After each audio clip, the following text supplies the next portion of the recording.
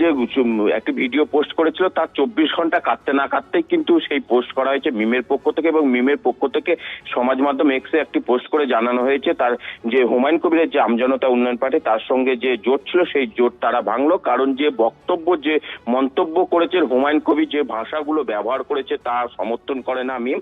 সেই ভাষার সমর্থন এবং যে বিজেপিকে সুবিধা পাইয়ে দেওয়ার লক্ষ্য, সেই সব কিছুকে সমর্থন কোনোভাবেই করে না মিম, এবং সেই কারণে কিন্তু একলা চলার বার্তা দিয়েছেন মিম। এবং যে আমজনতা উন্নয়ন পার্টির সঙ্গে যে তাদের জোট তৈরি হয়েছিল সেই জোট ভেঙে দিয়েছে, এবং আজ মূলত শুক্রবার দুপুরেই কিন্তু দিনাজপুরে ইসলামপুরে তাদের যৌথভাবে একটি জনসভা ছিল।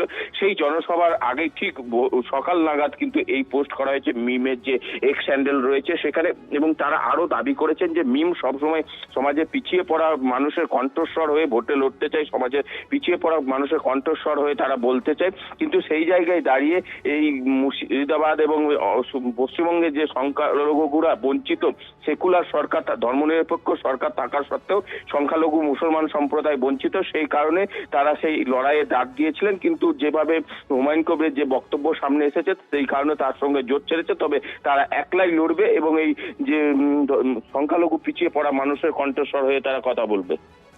বেশ কৌশিক, তুমি নজর রাখো। আমরা আরো একবার জানিয়ে রাখবো, বিধানসভা ভোটের আগে বড় ধাক্কা হুমায়ুন কবিরের। হুমায়ুনের দল আম জনতা উন্নয়ন পার্টির সঙ্গে জোট ভাঙল মি